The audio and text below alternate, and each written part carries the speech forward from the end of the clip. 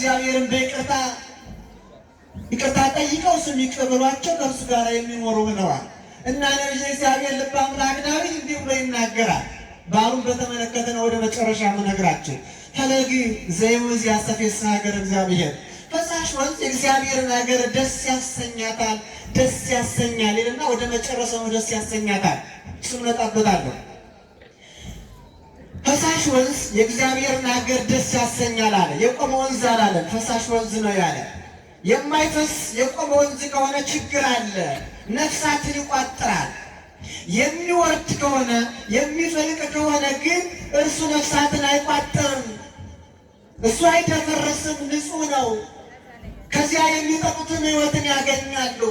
እና ነቢየ እግዚአብሔር ልበ አምላክ ዳዊት ፈሳሽ ወንዝ የእግዚአብሔርን ሀገር ደስ ያሰኛል። ተመልከቱ፣ የቆመ አይደለም ያለ፣ ፈሳሽ ወንዝ ነው ያለ። ታዲያ ነቢየ እግዚአብሔር ልበ አምላክ ዳዊት እንዲህ የተናገረውን ሊቃውንቱ በሚገርም ምስጢር ሲያመሰጥሩት እንመለከታለን። የቤተ ክርስቲያናችን ሊቅ ቅዱስ ዮሐንስ አፈወርቅ ይህንን ሲተረጉም እንዲህ ይላል። ተመልከቱ፣ በዚህ ዓለም ያለው ወንዝ አለ ዝናብ ሲያጣ ይጎላል ወይም ይደርቃል። ዝናብ ሲበዛበት ደግሞ ይሞላል፣ ይትረፈረፋል፣ ፈሶ ይሄዳል።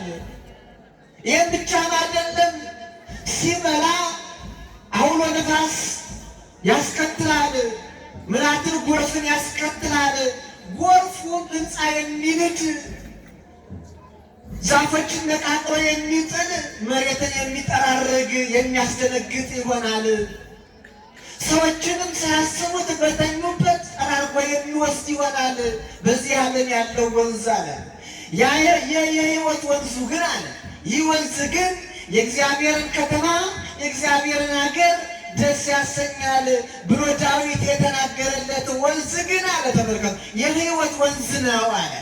የሕይወት ወንዝ ነው፣ ሕይወትን የሚሰጥ ወንዝ ነው፣ ደስ የሚያሰኝ ወንዝ ነው ካለ በኋላ በጸጥታ ያለ ኮሽታ የሚሄድ የተረጋጋ ወንዝ ነው፣ የሰላም ወንዝ ነው፣ የጸጥታ ወንዝ ነው።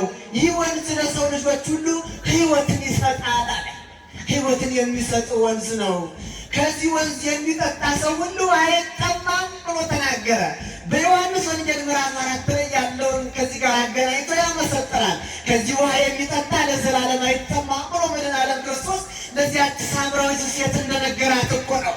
የሕይወትን ውሃ የጠጣ ከሕይወት ውሃ የተጠመቀ የሕይወትን ውሃ ያገኘ ለዘላለም የማይጠማ የማይራብ የማይደርቅ ሕይወቱ ያለመለመ ይሆናል ብሎ ይናገራል። ተመልከቱ እና ይህ ወንዝ የሕይወት ወንዝ ነው ብሎ ከተናገረ በኋላ ልክ እንዲህ ይላል፣ የእግዚአብሔር ጸጋ ነው ብሎ ይናገራል። የእግዚአብሔር ጸጋ ነው። የቁጣ ወንዝ ቤቶችን ሕንፃዎችን እንደሚደረማምስ ከተሞችን እንደሚያጠፋ አይደለም። በሰላምና በጸጥታ እየተጓዘ ለሰው ልጆች ሕይወትን የሚሰጥ ለዛፉ፣ ለአዝሪቱ፣ ለአታክልቱ ልምላሜን የሚሰጥ እንዲያብቡ፣ እንዲበቅሉ፣ እንዲያብቡ፣ እንዲያለመልሙ፣ እንዲያፈሩ የሚያደርግ ወንዝ ነው። ይህ ወንዝ የሰላም ወንዝ ነው ይላል። የሰላም ዝናብ አለ፣ የመዓት ዝናብ አለ ማለት የምህረት ዝናብ አለ፣ የመዓት ዝናብ አለ። የምህረት ነፋስ አለ፣ የመዓት ነፋስ አለ። ተመልከቱ፣ አንዳንድ ቀን የሚዘንበው ዝናብ ለመሬት የማይስማማ ለአታክልቱ የማይስማማ ለአዝሪቱ የማይስማማ ይሆናል። ደግሞም ሌላ በረድ ይጨምራል። የቁጣ ዝናብ ይባላል። እንዲሁም አባቶቻችን እንዲህ ብለው ይናገራሉ። ኢትዮጵያውያን በግብርናው ዓለም ያሉት ምንድን ነው ዛሬ በዓል ተሻረ እንዴ? ካህናት ተጣጣው ቀደሱ እንዴ? እግዚአብሔር ተቆጣ መሰል ከሰማይ ድንጋይ ተወረወረብን። ስለዚህ በአንድነት እንሆንና በጾምና በጸሎት በምህላ አምላካችንን እንጠይቀው።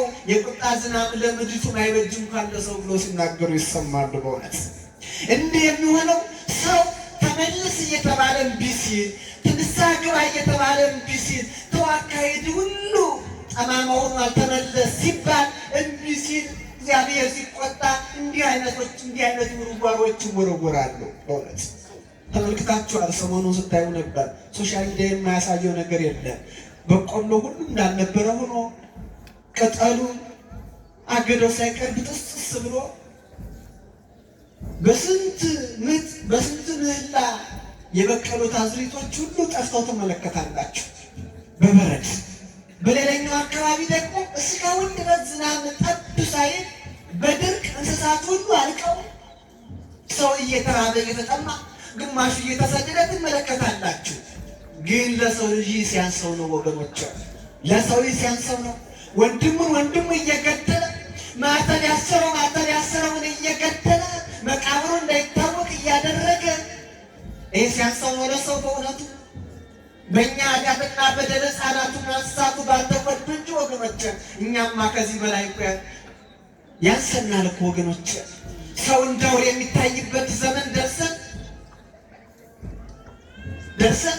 ወንጌል ተሰብኮ እንዳልተሰበከ መምህራን ደግመው እንዳልደገሙ እየተቆጠረ ቤተክርስቲያን እያለች እንደሌለች እየተቆጠረ ያለው ወገኖች። ወንጌልን የመማር ጠቅሞ መምህራን የመኖራቸው ጠቅሞ ሰው ከዚህ እንዲወጣ ነበር። ግን እኛ እንዲህ አይደለንም ወገኖች። ወደ ቤተክርስቲያን እንኳን ስንመጣ መስቀል ተሳልሞ እምነት ታሽቶ ለመሄድ ብቻ አስበን ነው የምንመጣው። ይሄ መልካም ነው፣ ይሄ በጎ ነው። ግን ወንጌልን ተምረን ሕይወታችንን በእውነተኛው ክርስትና ላይ እንዲመሰረት አድርገን መሄድ ነው ያለብን ወገኖች። አንዳንዶቻችን ክርስትናው ሳይገባን እንዲሁ በልምድ ነው የምንኖረው ወገኖች። አሁን እዚህ አካባቢ ሻማ ይበራል አይደል? ይቀርባል። እዚህ አካባቢ ያላችሁ ሻማ ይበራል። ሻማውን አንተ ተሽራስሽ አብረተሽ የምታጅ ከሆነ ከቤትሽ ልታበሪ ትችያለሽ። እንዲህ አይደለም። ለካህናቱ አስረክቦ አገልግሎት እንዲሁን ማድረግ ነው። በየድንጋዩ በየዛፍ ስሩ በየመቃብር ቤት በየቦታው አገዝታችሁ አመጣችሁ አብረታችሁ የምትሄዱ ከሆነ የራሳችሁ ለራሳችሁ አገልግሎት አደረጋችሁ ማለት ነው። አያችሁ። ወደዚህ ስንመጣ አመጣጣችን ምንድን ነው የሚለውን በእውነት መምህራን ሳይነግሩን ቀርቶ አይደለም እኮ ወገኖች። እኛ ሳንሰማ ቀርተን ነው እንጂ እኛ በሕይወት መኖር አቅቶን ነው እንጂ። እንዲህ አይነት ዝናብ አለ፣ እንዲህ አይነት ጎርፍ አለ፣ እንዲህ አይነት ማዕበል አለ። ጠራርጎ እንዳይወስደን በሕይወት መቆም ያስፈልገናል ውድ ክርስቲያኖች። ይህ ነው እና ነቢየ እግዚአብሔር ልበ አምላክ ዳዊት ፈሳሽ ወንዝ ብሎ የተናገረው ወይንም ፈለግ ያለው የእግዚአብሔር ቃል ነው። ይህን መነሻ እናደርገው፣ የእግዚአብሔር ቃል ነው። አራት ነገሮችን ተናግሬ እጨርሳለሁ። አንደኛው ይህ ነው፣ የእግዚአብሔር ቃል ነው። ሰው በሕይወት እንዲኖርበት የተሰጠ፣ የጠመመው እንዲቀና፣ የጎደለው እንዲመራ የተሰጠ፣ የደቀቀችው ነፍስ፣ የከሳችው ነፍስ፣ የተጎሳቆለችው ነፍስ በእግዚአብሔር ቃል አምሮባት ተውባ ወፍራ የምትታየው በእግዚአብሔር ቃል ነው። ውድ ኦርቶዶክሳውያን ተወደድም ተጠላ በዚህ ነው አምሮባት የምትኖረው። ስጋ የተለያየ ምግብ ሲበላ እንደሚፋፋ ሁሉ ነፍስ የተለያየ እግዚአብሔር ምስጢር የሆነን ቃል ስትማር በየዕለቱ ስትመገብ ያምርባታል፣ ትዋባለች። የቤተ ክርስቲያን ዓላማ፣ የመንፈሳዊ ሕይወት ዓላማ ነፍስ እንዲያምርባት፣ ነፍስ እንድትዋብ ነው። ነፍስ እንድትቀደስ፣ ነፍስ እንድትባረክ መንፈሳዊ መዝሙር እየዘመረች እንድትኖር ነው የሚፈልገው። ይህ ነው ዓላማውም፣ ይህ ነው የትምህርቱም ዓላማ፣ ይህ ነው የመቆማችን ዓላማም፣ ይህ ነው የማስተማራችን ዓላማም፣ ይህ ነው። በህብረት የድል መዝሙር እየዘመርን ያችን የምናፍቃትን ሀገር እንድንወርስ ነው ወገኖች፣ ሌላ ነገር የለም። እና የእግዚአብሔር ቃል ይላል ፈለግ ዘእግዚአብሔር ያሰፌስ ሀገር እግዚአብሔር የሚለው የእግዚአብሔር ቃል ሀገር እግዚአብሔር የተባሉትን ምዕመናንን ደስ ያሰኛል ይላል። በጆሯቸው ተንቆርቁሮ ወደ ልባቸው ሲገባ፣ በልብ ጆሯቸው ሲገባ ደስ ያሰኛቸዋል፣ ያረካቸዋል፣ ሕይወታቸውን ያስተካክልላቸዋል፣ ወደ ንስሐ እንዲመለሱ ያደርጋቸዋል። ያንን በድንቁርና የደረቀ ማንነታቸው ያለመልማላቸዋል። በኃጢአት በአምልኮተ ባዕድ በቂም በበቀል የደረቀውን ስብዕናቸውን ሰውነታቸውን ያለመልምላቸዋል። ማን? የእግዚአብሔር ቃል። ተመልከቱ። ወንዝ ሲፈስ በፈሰሰበት ቦታ ሁሉ ያሉት አታክልቱ፣ አዝርዕቱ፣ እጽዋቱ ሁሉ እንዲያለመልሙ፣ እንዲያብቡ፣ እንዲያፈሩ የሰውም ልጅ ተክል ነውና የእግዚአብሔር ተክል ነውና ወንዝ በተባለው ውሃ በተባለው በእግዚአብሔር ቃል እንዲያለመልሙ ነፍሳቸው ለምላሜ ቅድስና ንጽሕና እንዲያገኝ ነው የትምህርቱ። እንዲህ ያደርጋል እና የእግዚአብሔር ቃል ነው። ከእግዚአብሔር ተመልከቱ፣ ወንዝ ወደ ታች ይወርድና ይቋታል፣ እንደገና ደግሞ ይወርዳል። የእግዚአብሔር ቃል ከእግዚአብሔር ወደ ሐዋርያት ነው የወረደ። ቀድሞ ወደ ነቢያት፣ ወደ ኋላ ወደ ሐዋርያት ይተካካል። ተመልከቱ፣ ክርስትና ይላሉ አባቶቻችን፣ ሰንሰለቱ መነሻው ከክርስቶስ ነው። እንዳይቋረጥ ነው ዓላማው፣ እንዳይበጠስ ነው ዓላማው። ሰንሰለቱ እንዲበጠስ፣ ግንኙነቱ እንዲበጠስ የሚሰሩ ሰዎች ታውቋቸዋል። ብዙዎች እኮ ናቸው። የእኛና የእናንተ ግንኙነት እንዲበጠስ በእኛና በእናንተ መካከል ያለውን ሰንሰለት ለመበጠስ የሚጥሩ በጣም ብዙ ወገኖቻችን አሉ። አይምሮ ለቦ የተነሳቸው እውቀት መንፈሳዊ የተለያቸው ሰዎች አሉ።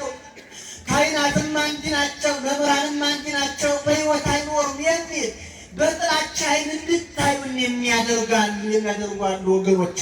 ይህ ሰንሰለቱ እንዲበጠስ ነው። ይህ ሰንሰለት ከተበጠሰ ክርስትናው ፍሬ አያፈራም ወገኖች። የቤተ ክርስቲያንና የምዕመናን የካህናትና የምዕመናን ሰንሰለቱ ከተበጠሰ ከባድ ነው። ውህደቱ ነው የሚያዋጣ፣ አንድነቱን የሚያዋጣ፣ መስማቱን የሚያዋጣ፣ መመለሱን የሚያዋጣው ወገኖች። ይህ የመመለስ ጊዜ ነው። ሰምቶ የመጃ ጊዜ ብቻ አይደለም፣ የመመለስ ጊዜ ነው። ወደ ራስ የማያ ጊዜ ነው። ወደ ሰው የመቀሰቻ ጊዜ አይደለም። ወደ ራስ የምንድን ነኝ ብሎ ሰው ተመልከት፣ ራሱን ሲመራ፣ ራሱን ሲገስጽ፣ ራሱን ሲያስተካክል፣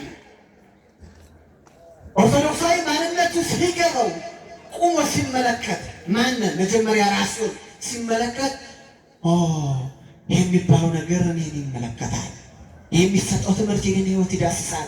እኔ እኮ እንዲህ ነኝ፣ ስለዚህ እኔ መመለስ አለብኝ፣ በሕይወት መኖር አለብኝ። ከሕያው ምንጭ ጠጥቶ በሕይወት መኖር መቻል አለብኝ። ከማይደርቀው ምንጭ፣ ከማይነጽው ምንጭ፣ ጅረቱ ከማይበጠሰው ምንጭ ጠጥቶ በሕይወት መኖር መቻል አለብኝ። ነቢያት ከጠጡት፣ ሐዋርያት ከጠጡት፣ ሊቃውንቱ ከጠጡት፣ ደጋግ ምዕመናን ከጠጡት፣ አማኞች ከጠጡት የሕይወት ውሃ መጠጣት አለብኝ። ከዚህ ወንዝ ጅረት መጠጣት አለብኝ ወደሚለው መመለስ ነው። ክርስትና ነው ዓላማ፣ መመለስ ነው። በዘለማድ መመላለሱ ፍሬ ሊያመጣ አይችልም ወገኖች። ተመላለስ ግን ፍሬ የሌለን ወገኖች። አሁን ክርስትናችን እድገት እንደ ካሮት ወደላቸው ወደ ላይ የሚታይ ነገር ጠጣው ነገር መናገር የሚገዳደረው የኛ ነው፣ የሚተጋገዘው የኛ ነው፣ የሚሻሻለው የኛ ነው፣ የሚካካደው የኛ ነው።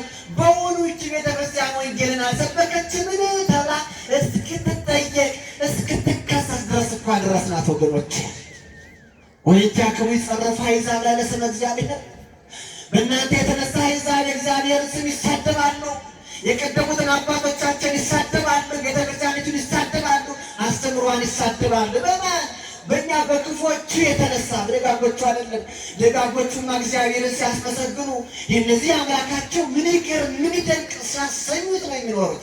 ክፎቹ አንገታቸው ላይ ማተብ አድርገው መጥፎ ሲሰሩ ትመለከታላችሁ። ለምንድን ነው? በውኑ ወንጌል ሳይሰበክ ቀርቶ ነው? የለም መሲማ የሚባለው ስለተደፈነ ነው።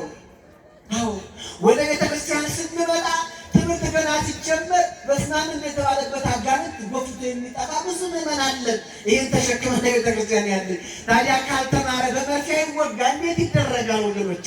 የመመለስ ቁልፉ የማወቅ ቁልፉ መማር ነው የሚለውን ነገር ያዝልኝ በሞቴ እንዲህ ላል ቅዱስ ዮሐንስ አፈወርቅ ሰው ማንበብንና መማርን የጠላ ቀን የሞት ዋዜማ እንደደረሰ ይረዳ ይላል። እስኪ ከኔ ጋር ተናገሩ። ሞት ሰው በሉ ሰው መማርንና ማንበብን የጠላ ቀን በልጅ ተከተሉ የጠላ ቀን የሞት ዋዜማ እንደደረሰ ምን ይበል? ተናገሩ። ምን ይበል? አውቃችሁ አበቃ እናንተ እሰይ መልካም እግዚአብሔር ይመስገን ካወቃችሁ። እንደዚያ ነው የእግዚአብሔርን ሀገር ደስ ያሰኛል የተባለው ሀገር የተባለው እኛ ነን። ወደ ልኝ ከመግባታችን በፊት የእግዚአብሔር ሀገሮች ነን። ሐዋርያው እንዲህ ብሎ እኮ የተናገረ እናንተ የመንፈስ ቅዱስ ማደሪያ የመንፈስ ቅዱስ ታቦቶች ናቸው እኮ የተባልነኛ የማንም አይደለም። እኛ የእግዚአብሔር ማደሪያ ነን። የአጋንንት ማደሪያ የኃጢአት መኖሪያ አይደለም፣ የእግዚአብሔር ማደሪያ። እንዴት ደስ ይላል! መምህራንን እንዴት ደስ ይላል! ፈለግ ዘውእዚያ ሰፊሰ ሀገረ እግዚአብሔር የእግዚአብሔር ቃል የእግዚአብሔር ማደሪያ የሆኑትን ምዕመናንን ደስ ያሰኛቸዋል፣ ልቡናቸውን ያረከዋል፣ ሕይወታቸውን ያስተካክለዋል፣ የጠመመውን ማንነታቸውን ያስተካክለዋል፣ ይዳምጠዋል። ማን? የእግዚአብሔር ቃል። የእግዚአብሔር ቃል የጠጠረውን እንዳለት ልቦናቸውን ይከፋፍለዋል። ማን? የእግዚአብሔር ቃል። አዎ ቅዱስ ቄርሎስ ዘእስክንድርያ የእግዚአብሔር የተረጎሙ የእግዚአብሔር ቃል ፈለግ ዘውእዚያ ሰፊሰ ሀገረ እግዚአብሔር ያለው ዳዊት ፈለግ አለው አለ ወንጌል ነው። ፈለግ አለ እግዚአብሔር ቃል ነው። ተቀድቶ የማያልቅ ምስጢር ያለው ምንጭ። እኛ ኦርቶዶክሳውያን ከምንጭ የምንጠጣ ነን እንጂ ከእንጥብጣፊ የምንጠጣ አይደለንም። እኛ ከጠራው ውሃ የምንጠጣ እንጂ ከተፈረሰው ውሃ የምንጠጣ አይደለንም። ተከታተሉ። ንጹህ ውሃ የእግዚአብሔር ቃል ወንጌል ነው። ያልተፈረሰው የአሕዛብ የመናፍቃን የቀደሙት የቢጸ ሐሳውያን ትምህርት ያልተቀላቀለበት እንክርዳድ የሌለበት ንጹህ የእግዚአብሔር ቃል ወንጌል እሱ ንጹህ ውሃ ይባላል ወገኖቼ። እሱን ነው የተጠማ ካለ ይምጣ ይጠጣ ያለ ኢሳይያስ ይህንን ቃል ነው ወገኖቼ። ከዚህ ቃል የተጠማ ካለ ይምጣ ይጠጣ። ይህን ውሃ ደግሞ አለ በሃይላንድ ታሽጎ የሚሸጥ አይደለም፣ እንደ ቧንቧ ውሃ የሚቸረችር አይደለም፣ በነፃ የሚናኝ ውሃ ነው። አያችሁ ኦርቶዶክሳውያን፣ እኛ የምንጠጣው ከምንጩ ነው። ከኦርቶዶክሳዊት ከጥፍጣፊው አይደለም፣ ከምንጩ ከእግዚአብሔር ቃል ነው። ነቢያቱ ሐዋርያቱ ከጠጡት ተቀድቶ ከማያልቀው ከውቅያኖስ ውሃ ነው የምንጠጣኛ ወገኖቼ። ታዲያ የአባይን ልጅ ውሃ ጠማሁ ሆነና ሆን ተመልከቱ።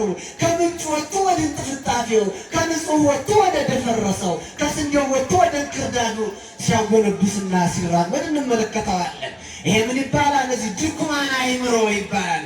እያሉ የሌሉ ያልነበሩ ማለት ነው። ከኦርቶዶክሳዊት ቤተክርስቲያን ካስተምሮዋ ከቅዱሳን የሕይወት ትምህርት ጭምር የወጡ ሰዎች ምን ነው ካላችሁ የአእምሮ በሽተኞች ወይም ምታት መጥቷቸው ነው እንጂ በእውነት እንገራችሁና ከቤተ ክርስቲያኒቱ እንከን አግኝተው አይደለም። ከሰው እንከን ይኖራል፣ ከእግዚአብሔር ግን እንከን የለም። ከሰው ስህተት ይኖራል፣ ከቃሉ ግን ስህተት የለም። ከአስተምሮ ስህተት የለም፣ ከተናጋሪዎቹ ግን ስህተት ይኖራል። ሥጋ ለባሾች ነንና ተመልከቱ። ከእውነት አልፎ የሚሄድ የለም። እውነት እውነት ነው፣ ቁሞ ይኖራል። ውሸት ደግሞ ውሸት ነው። በዓለም ላይ ከ20 ሺህ ከ30 ሺህ በላይ የሃይማኖት ፋብሪካ አለ። ግማሹ ወደ 10 የሚሆነው ወደ 10 ሺህ የሚሆነው አሁን እየተዘጋ እንደገና ወደ ሆቴል እየተቀየረ ነው። የሌላ ሰፊ ታሪክ አለው። አሁን አይደለም ጊዜ። ለምን ካላችሁ እውነትን ሳይዝ ሄደ ነውና። አሁን ቁብ አላችሁ አብዛኞቻችሁ የላችሁም? ቁብ ደናደራችሁ ምን እንዴት ነው? የተግባባሉ? ደህና ናችሁ? ቆብ የላችሁም አላችሁ? ኧረ ቆብ የሌለ የለም። ትንሽ እንድትሆን እና ቆብ ሲረባበሽ ሰው ምን ይሆናል? ምን ይሆናል? ይፈርሳል። ገንዘቡን ተከታተለ በየመቶ ጭልጥ ነው አይደል? እነቱ አስተረቶኔም እንደዚያ ያደረጉ ሰው እንደመረበሽ እና እንደመብሰል ሲል ላፍ ብሎ አሜሪካ ጭልጥ ነው። ጸንቶ መቆየት የሚባል ነገር የለም። ይህ ሕይወታዊ መሰረት ስለሆነ እኮ ነው ወገኖች። ክርስትና ኦርቶዶክስ በመከራ ላይ የተመሰረተች ናት እንጂ በሙላት ላይ የተመሰረተች አይደለችም። በመከራ ለዚህ ነው አምላካችን ደቀ መዛሙርቱን ሲጠራቸው እንደጠራቸው አልጋ በአልጋ ትሄዳላችሁ፣ ትሾማላችሁ፣ ትሸለማላችሁ አይደለም ያለ። መከራ ይደርስባቸዋል ለኮ የነገራቸው። አውቀውት እንዲገቡት ነው። አውቀውት የሚኖሩት ሕይወት ቢገቡት አይወድቅም። በሁላችሁ ስለ ጋብቻ ገብቷቸው የተጋቡ ሰዎች አይፋቱም። ሳይገባቸው የተጋቡ ግን ይፋታል። ክርስትና ገብቶት የሚኖር ሰው አይወጣም። ሳይገባው የሚኖር ሰው ግን ይወጣል፣ አይቆይም። እና ይህ ምንጭ የተባለ የእግዚአብሔር ቃል ወንጌል ነው። ወንጌል ደግሞ ለሕይወታችን መሰረታችን ናት ወገኖች። ሕይወታችን መሰረታችን ናት። ሕይወታችን የሚስተካከልበት እርሱ ነው። እና የእግዚአብሔርን ሀገር ደስ ያሰኛል ካለ በኋላ ቀደሰ ማኅደሮ ልዑል አለ። ልዑል እግዚአብሔር እኛን ምእመናንን ማደሪያው አደረገና ቀደሰና ከበረን እኮ ወገኖች። በመልኩ ፈጠረን እኮ። ቅዱሳን መላእክት ነበር። እግዚአብሔርን አይመስልም። እግዚአብሔርን የሚመስል ሰው ነው። እግዚአብሔር ለመላእክት አልሞተም፣ በሰው ላይ ሞተ። አስተውሉ ኦርቶዶክሳውያን። እግዚአብሔር በዚህ ምድር ላይ በኢየሩሳሌም ከተማ መከራ የተቀበለው ለሰው ነው። በማን? በሰው። ይላችሁ ለመላእክት አይደለም። ስጋውን ደሙን ያፈሰሰው ለመላእክት አይደለም፣ ለሰው ነው። ለሰው ያልተከፈለ ዋጋ የለም ወገኖች። በድለን በዳዮች እኛ የተካስነኛ ነገር አዳም ክርስቶስን በደለ። ኋላ ደግሞ ማን ካሰ? ራሱ ክርስቶስ ካሰ። የበደለማ ለመካስ የነበረበት ግን ክርስቶስ ራሱ አዳምን ክሶ ከራሱ ጋር አስታርቆ እንደገና ልጁ አደረገው። አቤት ቸርነት ይላችሁ! ቸርነትን ተመልከቱ። እንዲህ እየሰራ በቸርነቱ የሚያኖረን አምላክ ነው። ለዚህ ነው አባቶቻችን በጥቃ መዓቱ ሀሎ ምህረቱ ይላል። በመዓቱ ጎን ምህረቱ አለ ይሉና እንዲህ ይላል። እንዲያውም ምህረቱ መዓቱን እየከለከለው ቸርነቱ እኮ ነው። ቸርነቱ እየከለከለው ሰው ኃጢአት እየሰራ ዝም ይገርማል እኮ የመድኃኒዓለም ነገር። ሰው ኃጢአት እየሰራ ዝም፣ ሰው ከመድኃኒዓለም እቅፍ ላይ ተቀምጦ ከትከሻው ላይ ተቀምጦ ኃጢአት እየሰራ ዝም። አሁን አባቶች ልጆቻችሁን እስኮኮራችኋቸው አይደለ?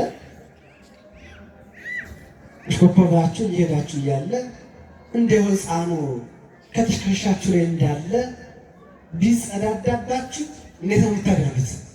እናንተ ነው የምጠይቅ፣ እናቶችን አልጠይቅ። እነሱማ በዚህ ችግር የለባቸው። እንዴት ነው የምታደርጉት? ነገሩኝ። አትናገሩም እንዴ? በቁምጥጫ ያለው ጭኑ ገብተህ ልምስግ ታደርግና ነርጥ ብለህ ኧረ ኮርኮሙም አይቀርም አይደለም ተብሎ እዚያ በኋላ ያለ ማጉረምረም እግዚአብሔር ለእኛ እንደ አባቶች ሳይሆን እንደ እናቶች ነው። ቅር እንዳላችሁ እናንተሽ እናቶች በጀርባቸው አዝለው እንዲያ እያደረገ ልጁ እየተጸዳዳ ዝም የዛሬን ያደርገውና መገነዣ ሳይመጣ መወደሪያ ሳይመጣ እየተጸዳዳ ጀርባቸው እየተላጠ ዝም ይግርም። ሂደው እንኳን ሻወር አይወስዱ፣ ልብሳቸውን አያጡ። ሽታው ለነሱ መዓዛ ነው። የሚያጸይፍ ሳይሆን በጎ መዓዛ ነው። የማን? የልጃቸው ጽዳጅ ሽታ። ማን? እናቶች። እኛ በክርስቶስ ጀርባ ላይ፣ በክርስቶስ ትከሻ ላይ፣ በክርስቶስ እጅ ላይ ሆነን ኃጢአት እየሰራን እያየን እንደ መልካም እናት ዝም መድኃኒዓለም አያችሁ። ነገ ይመለሳል፣ ዛሬ ይመለሳል፣ ንስሐ ይገባል፣ ትምህርቱን ቃለ ወንጌሉን ሰምቶ ወደ ልቦና ይመለሳል እያለ እግዚአብሔር እድሜ መስጠት መንከባከብ ይገርማችኋል። መንከባከብ እግዚአብሔር እየበድል ነው መንከባከብ። አያትልም እኮ መድኃኒዓለም የእንጀራ አባት ሳይሆን ወላጅ አባት ነው መድኃኒዓለም። በእውነት እንዲህ በእግዚአብሔር አባትነት ወገኖች በኛ ላይ እንዲህ ነው። አከበረን የምንለው ለዚህ ነው። ለየን የምንለው ለዚህ ነው። እሱን የምንመስል ሌላ እንዳንመስል አደራችሁን ውድ ኦርቶዶክሳውያን። አንዳንድ ጊዜ አባቶቻችን እንዲህ ሲናገሩ ይሰማሉ። አይ እንደ ገሌ ልጅስ አባቱን አይመስልም ብለው ይናገሩና ሲመልሱ ይላሉ። አይ እንደ የስርቆት ልጅ ይመስላል፣ እንደ የሳት ግልል ይመስላል ብለው ይናገራሉ። አይደለ? አዶ ግልል ይመስላል ልጅ ተሰርቆ ነው መሰል ይላል። ወይ የስርቆት ልጅ አባቱን አይመስልም፣ በሕግ የተወለደ ልጅ አባቱን ይመስላል። ምን ማለት ነው? እኛ በሕግ የተወለድን የአባታችን ልጆች እንጂ በስርቆት የተገኘን የዲያብሎስ ልጆች አይደለንም። ውድ ኦርቶዶክሳውያን፣ እኛን የሚሰርቅ ሌባ ዲያብሎስ አለ። ላለመሰረቅ ከቤት አለመውጣት፣ ከበረቷ አለመውጣት ወገኖች። ከበረቷ ያልተገኘች በግ ያልተገኘች ላም ትሰረቃለች። ያልተገኘ በሬ ይሰረቃል። ከበረቱ ካለ ግን አይሰረቅም። ቢሰረቅም እንቧ እያለ ወደ በረቱ ይመለሳል። ምን ማለት ነው? ተመልከቱ። ከቅድስት ቤተክርስቲያን ፈሳሽ ወንዝ ከተባለችው በቅድስት ቤተክርስቲያን ያለ የሚኖር ሰው ሌባ ዲያብሎስ መናፍቅ አይሰርቀውም። እንዴት ይገባዋል? ገብቶት ነው የሚኖረው። እንዲህ ገብቷችሁ እንድትኖሩ አደራላችኋለሁ። ሁለተኛው ፈለግ ዘይወዝ ያሰፌስ ሀገረ እግዚአብሔር ብሎ ዳዊት የተናገረላት እመቤታችን ቅድስት ድንግል ማርያም ናት። የትምህርታችን ማደማደሚያ ይህ ነው።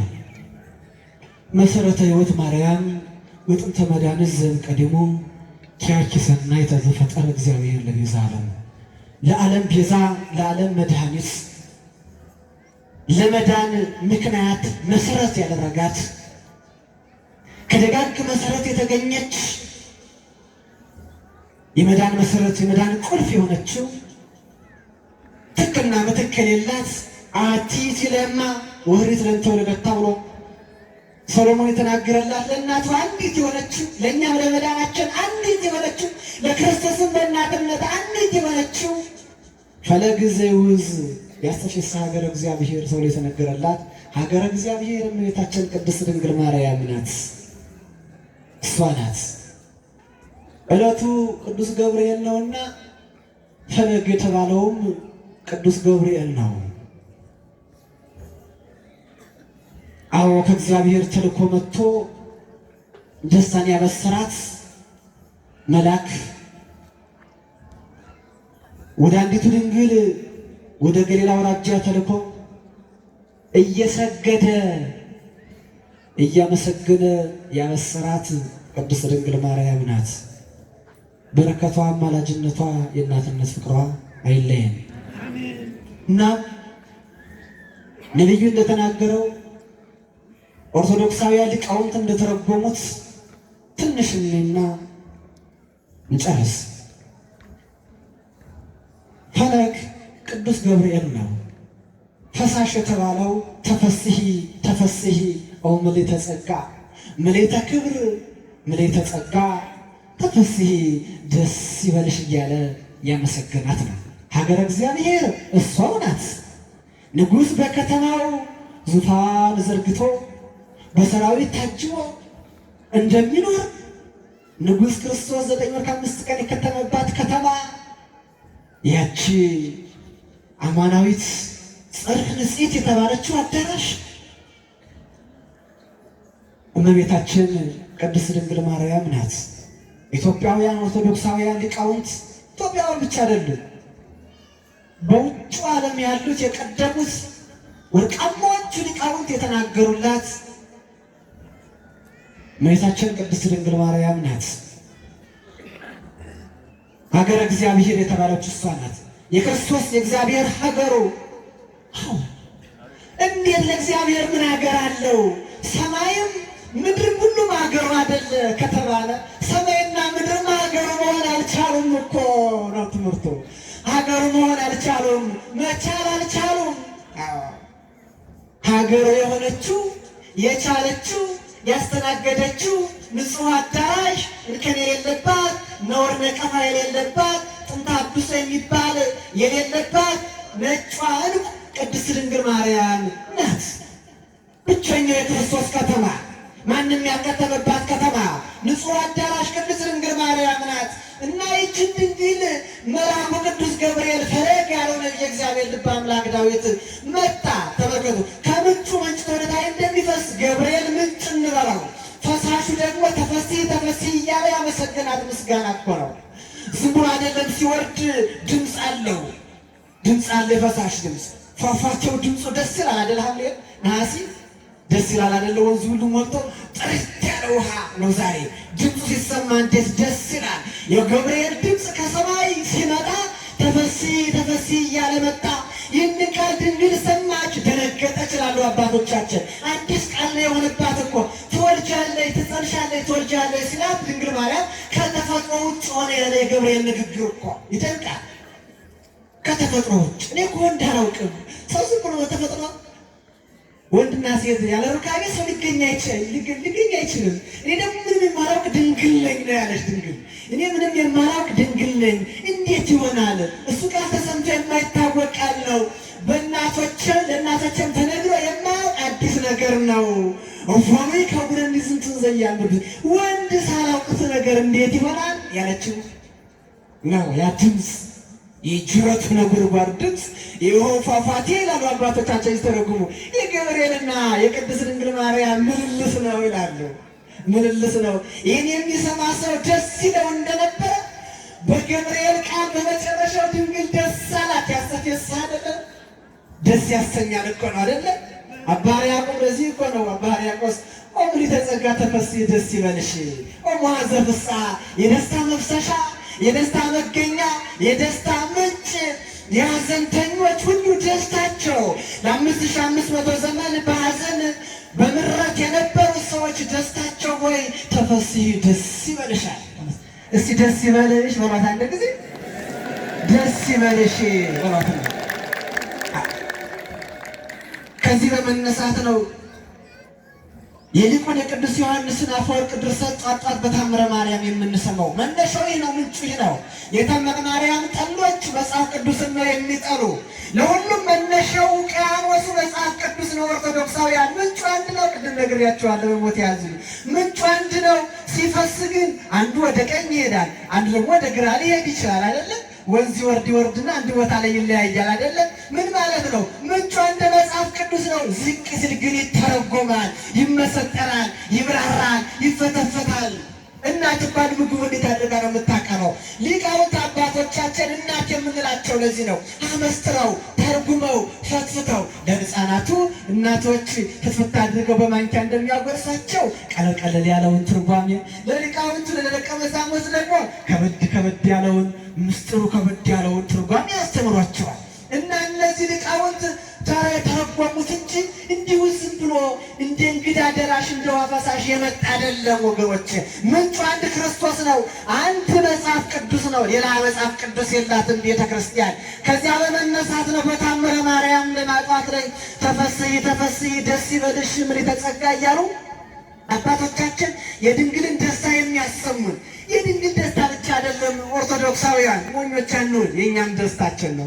የድንግል ደስታ የእኛም ደስታ ነው። በመከራና በጨለማ ውስጥ የነበሩት የአባቶቻችንም ደስታቸው ነው እሱ ደስታ እና ይህን ደስታ ተሸክሞ ገብርኤል መጣ። ይህን የምስራች ተሸክሞ ገብርኤል መጣ። ደስ የሚል የምስራች ነው ወደ ድንግል ይዞት የመጣው የሰው ልጅ ሁሉ ምስራች ነው እና ይህንን ሲናገር አንዱ ሊቅ እንዲህ ብሎ ተረጉመዋል። ነው በእኛ ቤተክርስቲያን እንደዚህ አይባልም። አውግስጢኖስ የሚባል ሊቅ ነው እና ይሄ ሲናገርና ይሄ የመንፈስ ቅዱስ ሙላት ነው ብሎ ይተረጉማል። የመንፈስ ቅዱስ ሙላት ነው። በድንግል ጆሮ የተንቆረቆረው የመንፈስ ቅዱስ ሙላት ነው። መንፈስ ቅዱስ ያድርብሻል፣ የልዑል ኃይልን ይጸልልሻል፣ ይጋርድሻል፣ ያከብርሻል፣ ይለይሻል፣ ይጠብቅሻል፣ ያጽናናሻል፣ እናቱ እንድትሆኚ መርጦሻልና ብሎ የተናገረላት ቅድስት ድንግል ማርያም እሷ ለእኛ እናታችን፣ ለእኛ ለኦርቶዶክሳውያን ክብራችን፣ ለእኛ ለኦርቶዶክሳውያን መመኪያችን፣ አለኝታችን ናት። ኃጢአት እንኳን ብንሰራ በእንተ ማርያም ማረነ ክርስቶስ ለእናትህ ብለህ ማረነ። እናትህ ስጠራ አንተ መቼም አዎ አትጨክንምና ማረን ብለን እንጠይቀዋለንና ክርስቶስም ይምረናል። ምን ያሉ አባቶቻችን ቅድስት ድንግል ማርያምን በናፍቆት ሲናገሩ ደህና አደራችሁ፣ ከቃሉ ጋር ናችሁ፣ ተሽጣችኋል፣ ደህና ናችሁ። እግዚአብሔር መንፈስ ቅዱስ ልቦናችን ይመልስልን። የእግዚአብሔር ቃል በሰከነ ጸጥ ረጭ ባለ ሁለንተና ማንነት ያድራል። እያችሁ ወገኖች አሳ እንኳን በአቅሙ ቀን ማዕበሉ ጸጥ ረጭ ሲል ነው በባህር ውስጥ የሚዋኘው የሚንቀሳቀሰው የፈለገውን ምግቡን የሚያገኝ። ወደ ማታማ ማዕበሉ ሞገዱ ከማይፈልገው ቦታ እያደረሰው ጥቅም አያገኝም። የእኛም ልቦና የእግዚአብሔርን ቃል ጸጥ ረጭ ሰከን መለስ ቀጥ ባለ ልቦና ከሆነ የእግዚአብሔር ቃል ያድርብናል። የተማርነው ትምህርት በልቦናችን ውስጥ ያድርና መጥፎ የምንሰራ ከሆነ እንድንመለስ፣ ማንሰራ ከሆነ ደግሞ እንድንቀጥል፣ ማናውቀው ደግሞ እንድናውቅ ያነሳሳናል ማለት ነው። እግዚአብሔር ለበጎ ነገር ያነሳሳል። ሰው ለክፋት ይነሳሳ አይደለ? ባለ በጎ ነገር ያነሳሳል። እና ፈለጉ ቅዱስ ገብርኤል ወደ ድንግል መጥተው ከተነጋገሩ በኋላ መዋዕለ ፍስሐ ያን የደስታ ቀን ትወልጃለሽ የሚለው ቃል የእናቶቻችን ደስታ ነው ይላሉ አባቶቻችን። የሔዋን ቃል አሉ በተርጉማኑ ደግሞ የሔዋን ቃል ያንን መጥፎ መራራ የሆነ ጆሮ ነው። የሔዋን ጆሮ የከይሲውን የዲያብሎስን የተንኮለኛውን የምቀኛውን ቃል ሰማና ሞተ። ተራብታ አራቆተችን የድንግል ጆሮሳ ተፈሥሒ ተፈሥሒ ተፈሥሒ ኦ ምልዕተ ጸጋ የሚለውን የደስታ ቃል ሰምታ ፍጥረታትን ሁሉ ደስ የሚያሰኘውን ክርስቶስን አስገኘችልን ያሉ አባቶቻችን። ቅዱስ ኤፍሬም አፈ በረከት እንዲህ ብሎ ይናገራል። ትትፌሳህ ወትትሐሰይ ብሎ ይናገራል። በዚህ ቃል አለ ፍጥረት ሁሉ ደስ ይላቸዋል አለ። ከዚያ መነሻነት ነው። በዚህ ቃል ትወልጃለሽ በሚለው ቃል ፍጥረት ሁሉ ደስ ይላቸዋል። በጎውን ብስራት ተሸክሞ ከሰማይ እንደ ንስር እየበረረ የመጣው ያ ቅድም የመጀመሪያው ሰባኪ በእግዚአብሔር ፊት የምቆመው መልአክ እኔ ነኝ ብሎ የተናገረው መልአክ ቅዱስ ገብርኤል ነው። ሰማያውያኑን መላእክትን ያረጋገው በሽብር በጦርነት በውዥንብር ጊዜ ያረጋገው ያ መልአክ ገብርኤል ይባላል ስሙ ይላሉ አባቶቻችን። ብፁዕ አምላክ የሚባል ስም ያለው ያ ጸዋሬ አዲስ ዜና ተብሎ የተነገረው የአዲስ ኪዳኑ የድንግል ማርያም ዜና ተሸካሚ የብሉይ ኪዳን ዜና ተሸካሚ ማን ነው ካላችሁ ቅዱስ ሚካኤል ነው። ቅዱስ ሚካኤል ነው። አዎ ሚካኤል መልአክ በክነፍ ጾራ መንጦላዕተ ደመና ሰውራ እንዳለው ኢትዮጵያዊ ቄርሎስ ቅዱስ ያሬድ እመቤታችን ቅድስት ድንግል ማርያም በሚካኤል ክንፍ ላይ ተስራ ነበረ። ይህን ምስጢር የሚያውቅ ሚካኤል ብቻ ነው፣ ገብርኤልም አያውቅም። ይህን ምስጢር የሚያውቁ እግዚአብሔርና ሚካኤል ብቻ ነበሩ። ለዚህ ነው መጋቤ ብሉይ የሚባልበት አንዱ ነው። ሌላው እንዳለ ሆኖ የሚባልበት ነው እና ተሸክሟል ሲበር ኖረ። የምታደር ልጇን ቅፍ አድርጋ ነው ከክንፉ ላይ የተሳለችለት እና አባቶቻችን እንደሚነግሩን ሚካኤል ጌታ እንዲህ ብሎ ጠየቀው፣ ይቺ ምንድን ናት አለ። ችማ የሰው ልጅ የሚባለው ፍጥረት ይስታል፣ ኃጢአት ይሰራል፣ ከኔ ጋር ይለያያል። የሚታረቅ በዝች ነው። ይቺ መድኃኒት የሰው ልጅ መድኃኒት ናት ብሎ ነገር ይሳል። ይህም እኔ ነኝ አለው።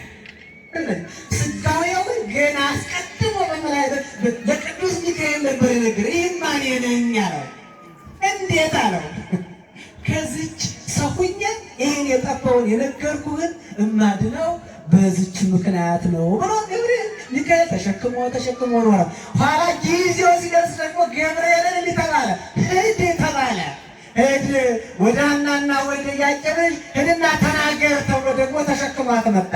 ያኛው ተሸክሟት ኖረ፣ ይህኛው ተሸክሟት እየበረረ መጥቶ ምን አለ? ብስራቱን ደስታውን ለድንግል አበሰራት። እንዴት የበጎ ቃል እንዴት ደስ ይላል መሰላችሁ ወገኖች። በጎን የምስራች የምንሰማበትን ዘመን ያንጣልን መድኃኔዓለም። ጆሮአችን የሚሰማው መጥፎውን ነው። እገሌ ተገደለ። አይ ጉዳይ ጉድ ምን ፈቃለም ማለት እገሌ ስሙት አይደለም አላችሁ። በዚህ አካባቢ ጦርነቱ መጣ አላችሁ። በየቦታው ቁጭ ብላችሁ የምትሰሙት የደስታ ብስራት የደስታ ዜና ሳይሆን የመከራ ዜና ነው አይደለም? ቴሌቪዥን የመከራ ዜና፣ ስልኩ የመከራ ዜና፣ ጎረቤታችን የመከራ ዜና፣ ጓደኛችን የመከራ ዜና። አቤት የመከራ ዜና! መድኃኔዓለም በጎን ዜና ያሰማን ወገኖች። ሁልጊዜ የምንሰማው ነው። ጆሮአችን እኮ በዚህ ደነቆረ። መቼ ነው የሞትን ዜና፣ የስደትን ዜና፣ የመፈናቀልን ዜና፣ የግድያን ዜና የማንሰማበት ዘመን የሚመጣልን ነው? ኦርቶዶክሳውያን አሁን እኮ ቁመናል፣ ግን ይሄ ቁምን አይደለም፣ ወድቀናል ወገኖች። እርስ በርሳችን ተለያይተን በዘር በማንነት ተለያይተን እኮ ነው ያለን ወገኖች። በተለይ አካባቢ 99.5% ኦርቶዶክስ የሆነበት አካባቢ የሚሰማው ዜና የሚያሰቅቅ ዜና ነው። የሚያሳዝን ዜና ነው ወገኖች። ግን ለዚህ እኮ ነው ቅድም በጣም ብዙ ሃይማኖቱ በዘልማድ ነው የሚያስገድምላቸው። የምንሰማው የሚያሳዝን ዜና ነው። የግድያ ዜና፣ የመተጋገድ ዜና በየጉድ የሚገርም እኮ በየቦታው ሬሳ ወድቆ ነው፣ አጥንት ወድቆ ነው የሚታየው። በየቦታው ተገዳድሎ ስታዩት ማተብ ያለው ነው የሚገለው፣ ማተብ የሌለው ነው። አቤት ትምህርታችን! ምዕመናን ሳንግባባ እኮ ጊዜያችን አበቃ፣ ሳንደማመጥ ጊዜያችን መሸ። እናንተም የሚያሳትሰው እኛም በእናንተ እያዘን የሚሰማ ሰው የለ። ለምን ምን ያደርግልሃል የሚባላል ጊዜ አይ ጉባኤ እናዘጋጅና መምህራንን እናንጣስነት ሰው አይሰማ ይባላል። ምዕመናን አትሰሙም? ሰማላችሁ? ለእናንተ ነው የሚመካኝ። ጉባኤ ይዘጋጅ ስለ ምዕመናን ቁጭ ብለው ወንጌል ይማሩ እስኪ፣ የእግዚአብሔር ቃል በጆሯቸው ይፍሰስባቸው እስኪ ከምንጩ ይጠጡ ሲባል እሱ አይሰማም ተው ዝም ብላችሁ ጫታውዙ ይባላል። እንዲህ ናችሁ እንደ ምዕመናን። እኔ ግን ብዙ እንደዚህ አይደለም ነው፣ ግማሹ እንደዚህ ነው። ገና ትምህርት ሲሰጥ ይሄን እንደ ባለዛር የሚያንቀሸቅሽ ይዋል ይገርማችኋል፣ ያንቀጠቅጠዋል። እኛን ቆመን ነው የምናስተምር፣ እናንተ ቆማችሁ መስማታችሁ ጥሩ ነው። በሌላ ደግሞ ባይደገፍም እንደዚህ አለ። በቀደም ልሳነስ ነግራቸው ነበር። ህዝቡ እንደዚህ ቆሞ ነው የሚያዳምጥ አልኳቸው። አይ ከዚያ ከወዲያኛው መቀመጫ አለ፣ ይሄ የገብርኤል ማስተማሪያችን ነው አሉኝ። እኔም ዝም አልኩኝ ይባላል። እና ግን እናንተ ብርቶች ናችሁ፣ ቆማችሁ ነው እያዳመጣችሁ ያለ። እኔ በማገለግልበት ሀገረ ስብከት ይህን ያህል ሰዓትም ትምህርት አልሰጥም። እንደገናም ደግሞ ህዝቡ ቆሞ መስጠት አይቻልም፣ በረሃማ ሙቀት ስለሆነ ማለት ነው። እናንተ ጎበዞች ናችሁ። እውነት ለመናገር ይሄ ነው ክርስትና የሚባለው፣ እንዲህ ነው። በትንሹ ታሞ ሲገኝ ነው ወደ ትልቁ ሊታጭ የሚችለው ማለት ነው። እና ፈለግ ቅዱስ ገብርኤል ፈሳሽ ወንዙ ተፈሲ ተፈሲ ያላት ፈሳሹ ሀገረ እግዚአብሔር ያላት ራሷ እመቤታችን ቅድስት ድንግል ማርያም ናት። በእግዚአብሔር ሀገር በድንግል ማርያም ከተማ ከትመን ስንታይ እንዴት ደስ እንላለን ወገኖቼ! ያስደስታል በእውነት አይደለም? አዎ።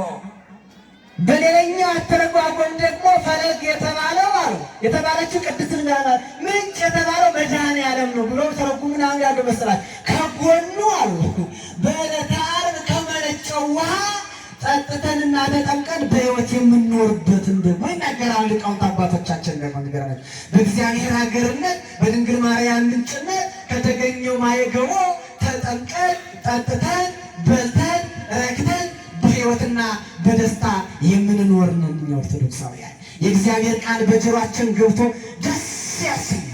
የመንፈስ ቅዱስ ምልአት በእኛ ላይ ሲትረፈረፍልን ጸጋው ሲሰጠን ምንም የማናገኘው ነገር የለም። ውድ ኦርቶዶክሳውያን ሁሉ የኛ ነው። እግዚአብሔር የነሳን አንዳች ነገር የለም። ስሙ ለዘላለም ይመስገንና ለእኛ ሁሉንም ነው የሰጠን። ምዳን የማይሰስት አምላክ ነው ወገኖች።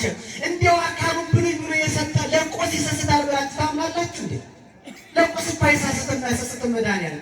እኔን ብሉኝ ብሎ በአዋጅ አዋጅ ብሎ ተናግሮ ሥጋዬን የበላ ደሜን የጠጣ የዘላለም ሕይወት አለው ብሎ ተናግሮ መድኃኒዓለም ክርስቶስ በቁስ የማይታመን የኛ ጌታ፣ በድቃቂ ነገር የማይታመን የኛ ጌታ፣ ባላቂ ነገር የማይታመን የኛ ጌታ ዘላለም ሕይወትን ይሰጠናል። በተስፋ እንኖራለን። ማህየት ሕይወትን ጠጥተን በሕይወት እንኖራለን። ሳንጠማ ሳይጠሙ ለመኖር ዛሬ መጠጣት ያስፈልጋል። ይኸው ቃሉ ነው። ውድ ኦርቶዶክሳውያን ደህና አደራችሁ? በቃሉ ጋር ናችሁ? እግዚአብሔር መንፈስ ቅዱስ ከሁላችን ጋር ይሁን። ልቡናችን ለቃሉ ስናስማርክ ሰማየ ሰማያት ደርሰን እንመለሳለን። እኛ ከምናገረው ቃል አብራችሁ ትሰፋላችሁ። በፈለጉም አብራችሁ ከምንጭ በውቅያኖስ በዚያ አብራችሁ ትዋኛላችሁ። ይህ ነው መጨረሻው። ፈለግ ቤተክርስቲያን ናት። ፈለግ ጉባኤ ቤታችን ነው። ቅድም መኖር ያስተላለፉትን መልእክት እናገር አንጨርስ። የቅድስት ድንግል ማርያምን ነገርማ እንኳንን የምስኪኑ ተብታበው ተናገረው እነ ቅዱስ ኤፍሬም አዝግዚኦ መዋግደ ጸጋ ከረን ያዘው ይበቃኛል አይደል? አቅሙ በላይ የሆነበት እኮ ያዘው ግታው ማዕበሉን አልችለውም ከምችለው በላይ ሆኖብኛል ጌታዬ ነው ያለ። የድንግል ጉዳይ ለሊቃውንት ከሚችሉት በላይ ነው። ለዚህ ነው አይ ልቡና ወአይ ነቢይ ወተናገር። ምን አይምሮ ነው? ምን አንደበት ነው? ምን ልብ ነው? ስላንቺ ተናግሮ አመስጥሮ ጽፎ የሚጨርስ ሰውስ ምን አይነት ነው ተብሎ የተነገረው እኮ ለዚህ ነው። አማናዊቷ መሶበ ወርቅ አማናዊ ውስጥ በልተን የከበር ልብስ ክርስቶስን ለብሰን ያማረብን ያሸበረቅን እኛ ኦርቶዶክሳውያን ወገኖች ከእግዚአብሔር ጋር እንድንኖር የተጠራን በቤቱ ድግስ ተደግሶ እንድንበላ የተጠራን ያለ ዋጋ የትኛው ቦታ ላይ ያለ ዋጋ የሆነ ነገር ማግኘት አይቻልም። ቤተ ክርስቲያን ጋር ግን ያለ ዋጋ ፊልም ለማየት በዋጋ፣ ቲያትር ቤት ለመግባት በዋጋ፣ ምን ቤት ለመግባት በዋጋ ያለ ዋጋ መግቢያ ይቺ ቤተ ክርስቲያን፣ ያለ ዋጋ ትምህርት፣ ያለ ዋጋ ምግብ፣ እንዲያውም የሕይወት ምግብ ተበልቶ በሕይወት የሚያኖር ተጠጥቶ በሕይወት የሚያኖር ምንጩ የማይደርቅ የማይደፈርስ ያለው እዚህ ነው። ውድ ኦርቶዶክሳውያን ይሄ ጠፋችኋል ብዬ አይደለም። ምናልባት የማያውቁ አንዳንድ ምስኪኖች እንዳሉ ለእነሱ ለመናገር ነው። ያው ይህ ምንጭ እንዳይደርቅ አንድ ትልቅ አደራ ሰጣችኋል። ይህ ምንጭ የሚገኘው ቤተክርስቲያን ነብያችኋል። እኛ ኦርቶዶክሳውያን ካልደፈረሰው ከጥልቁ እንድንጠጣ ቅድም ነግሬያችኋለሁ፣ መጠጣት አለብን። እንዲህ የሚሆነው የቤተ ክርስቲያን ድምፅ ስንሰማ በቤተ ክርስቲያን ዙሪያ ያሉትን የጉባኤ ቤቶቻችን፣ የትምህርት ቤቶቻችን ሁለንተና ነገር ስናከብር ነው። ውድ ኦርቶዶክሳውያን በየመንደሩ የሚመጡ ደቀ መዛሙርት የእኛ ነገር መምህራኖቻችን ናቸው። እንዛ አንተ ወልድ ኮንከኒ ወይ አንተ ልጄ ነህ፣ አንተ ደቀ መዝሙሬ ነህ፣ ግን መምህሬ ሆንከኝ ብለው እንደተናገሩት አንዲት እናት የተናገሩትን ልንገራችሁ። በዚህ በዘጠናዎቹ መጨረሻ እዚህ አዲስ ዘመን ዜማ እየተማርኩኝ እኔ ጡት እናት ይባላል እና ልዩ የሆነች እናት ነበረች። 11 ሰዓት ተኩል ሲሄድ አንድ እንጀራ ሳይቆረስ ነው የምትሰጠኝ እና እኔ ደግሞ የወተሚ መቸስ ሰቃቅ አይደለ ከሁለት ቀን አንድ ቀን ነው ማለት እየተሰቀቅኩኝ እና ልጅ እዛ ደግሞ ነው የቀረ አንቺ ለምንድን ነው ትለኛለች። አንተ እኮ እኔ አላማዬ አንድ ሰው ለቤተ ክርስቲያን እንደው ልጅ እንኳን ወልጄ ሴቶች ናቸው ልጆቿና ባላደርስ ተማሪ አስተምሬ ለቤተ ክርስቲያን አገልጋይ አደር አበቃለሁ ብዬ ቃል የገባው ሰው ነው ያለች እና ለሁለት ዓመት አልሞላኝም። 2 ዓመት ደግሞ ላይ ስን ያወጣውና እስከዚያ ድረስ ሳትሰቀቅ በዓል ሲሆን እንዲሆን እናት በቃ እናት እየልንገራችሁ የእኛ እናቶቻችን ብዙዎች ናቸው እንደምታውቁት። እናቶቻችን የኛ አንድ ሰው ወለደችን ሺዎቹ አሳደጋችሁን ማለት ነው አይደል? እናቶች እየገባችሁ ነው ነግራችሁ። አንዷ ወለደች ሺዎቹ አሳደጉን ማለት ነው። በሺ የሚቆጠሩት አሳደጉ እና ጊዜያት በኋላ እዚህ ደብረ ታቦር ነበርኩኝ። ደብረ ታቦር ማዕከልና ጉባኤ ሄድኩኝ። ጉባኤ ሄጄ ሳስተምር ይሄ ልጅ ነው አይደለም እያለ ሲመለከቱ ቆዩና መጨረሻ መጥተው የማይሆነዋል ሳሙኝና ቅድም የተናገርኩትን ነገር ተናገሩ። አየው ልጅ ያን ጊዜ ስልህ የነበረው ለዚህ ነው። ይገርማቸው በቁራሽ እንጀራ ያስተማራችኋቸው ልጆች ናቸው። ምስጢሩን ከምስጢር ውቅያኖስን ከውቅያኖስ እያገናኙ ጎርፉን ማዕበል የሆነውን የእግዚአብሔርን ቃል በጆሮአችሁ የሚያፈሱት የሚያረሰርሷችሁ ሰው አጠንቶት እንደሚረካ ሁሉ ጠጥቶ እንደሚረካ ሁሉ የእግዚአብሔርን ቃል ሰምተን እንረካለን። እኛ ወደ ኦርቶዶክሳውያን እንረካለን። ታዲያ እኛ የብዙዎቻችሁ ልጆች እንደሆን እናንተ ምዕመናንም አሁን የብዙዎቻችሁ ልጆች ሊሆኑ የሚችሉ ደቀ መዛሙርትን ማቀፍ ካልተቻለ ምንጩ ከደረቀ ውሃ የለም፣ ምንጩ ከደረቀ ፈሳሽ የለም፣ ምንጩ ከደፈረሰ ትምህርቱ ጠማማ ነው የሚሆን። መደፍረስ ማለት የመናፍቃን ትምህርት መቀላቀል ማለት ነው። በሌላኛው አተረጓጎም የመናፍቃን ትምህርት የፖለቲካ ምናምን ያልተቀላቀለበት ንጹህ የሆነ ለሕይወት የሚሆን ትምህርት የምታገኙት ከምንጩ ነው። ምንጩ እንዳይደርቅ ጉባኤ ቤቶችን መጠበቅ ነው። ካሉ ትልልቅ ጉባኤ ቤቶች መካከል በቅርቡ ተመሰረተው የደብረ ሎላን ታወር መድኃኔዓለም የአራቱ ጉባኤ ትምህርት ቤት ነው። የጠቅላላው የኢትዮጵያ ኦርቶዶክስ ተዋሕዶ ቤተክርስቲያን ብዬ ልግለጠው አላጠበው። የጠቅላላው የኢትዮጵያ ኦርቶዶክስ ተዋሕዶ ቤተክርስቲያን ነው ማለት ነው። ለምን ካላችሁ እናንተ ያስተማራችኋቸው ደቀ መዛሙርት መጥተው እስከ ቋራ እስከ ሁመራ ብዙ ልጆች አሉ። እዚህ ወደ ላይ የተማሩ በእኛ ሀገር ስብከትም ብዙ የገቡ ልጆች አሉ። ሁመራ አልፈው ወደ አገልግሎት ያገኘዋቸው ልጆች አሉ። እዚህ ከምንጭ ተቀርተው ወደ ታች ፈሰው የሄዱ ማለት ነው። ያች ፈሳሽ ወንዝያችን ቅድም ወደ ታች ፈሰው የሄዱ ከእውነተኛው ምንጭ የመነጩ ማለት ነው። እና ቅድም ምናል የመጻሕፍት ማሰባሰብ ይሄ ሶሻል ሚዲያ ላይ ሳይሆን ነበረ ትናንትና የመጻሕፍት ማሰባሰቢያ ቻሌንጅ እንደዚህ የሰው ቋንቋ ነው የቀረበኝ እንዴ ተጀምሯል ማለት ነው። 15,000 መጽሐፍ ነው ያሉ ወይም አዲስ አበባ ዝም ያወጣው አይደለም። ችግር አለ ይሄ አንድ ቀን ጉባኤ ቢሆን አዲስ አበባ ይወጣል። እኛ አካባቢ እንኳን እንደ ይቅር እንዳይላችሁ እንጂ አንተ ጋር እንደው ታውቅ ነበር። አዲስ አበባ ላይ በዚህ ተስተዋውቋል። የዓለም አቀፍ ትምህርት ቤት ለመናገር ሰዎች ሲኖሩ ሀገር ከፍ ይላል። ወገኖች ብዙ ጊዜ በዚህ አካባቢ ትታማላችሁ። አቤቱን አልነግራችሁ ተውት እና አንድ ትልቅ ሰው ሲኖር የሀገር ከፍታ ይኖራል። ጎንደር የሚያሰኟት አፄዎቹና እናንተ ሊቀልቀውት ናቸው እንጂ መሬቱ አይደለም። መሬቱም ማፈሩ ምን ያደርጋል? ጋሮ ሸተረሩ ምን ያደርጋል? ኢትዮጵያን እኮ ኢትዮጵያ የሚያሰኛት ታሪኳ፣ ትውፊቷ፣ እሴቷ፣ ማህበራዊ መስተጋብሯ እንጂ ጋሮ ሸተረሩማ እልማ በቅል ሞልቶ አይደለም። ወደ ሰሜን ዞር ስትሉ ዘዋር ስለሆንኩኝ ጭራሽ የማያበቅል ሀገር አለ። ተራራው መከራ። ታዲያ አንተ ጥያቄ ጠየኩኝ። ቆይ ለምንድን ነው ቅዱሳን እንዲያው አንተ እያልኩት ጓደኛዬን ወደ ደብረ ዳሞ እየወጣ ተራራውን የሚፈልጉት ለምንድን ነው አልኩት። ሰው ክፉ ስለሆነ ሰው እንዳይደርስባቸው ነው ብሎ መለሰልኝ። ሰውነት ነው፣ አስቸጋሪ ነው። አንድ የበቃ ቅዱስ ሲወጣ ለሚባል ፍትፍቱን እየያዛችሁ ትመጡና በተለይ እናቶች ችግር ስለሆነ ችግር እንዳይመጣባቸው ነው አይደለ? በሳህኑ ፍትፍቱን ይዙና አባዬ ችግር እንዲህ ነበረ እባክዎት እለት የሚያጠርቃት ነው ይመስላል ነበር። እለት ባል የሚሰጣት እለት ስራ የሚሰጣት መስሎ የሚታያትና እንዲያ እንዳይሆን ተራራው ላይ ወጡ ሰው እንዳይወጣባቸው። የሚገርም እኮ ነው በእውነት ወጡ እዚያ ጋር እና ዓለም አበቅል ቦታ ሞልተዋል ማለት ነው። ይሄ የማብዛት ምልክት ስለሆነ እንግዲህ ምን ፈረንጆች ስቶፕ ይላሉ እና እንደዚያ ነው።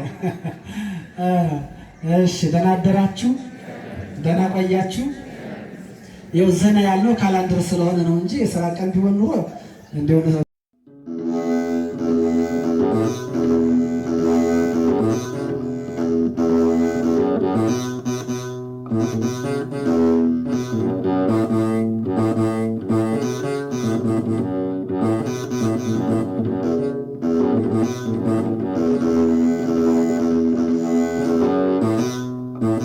Thank you.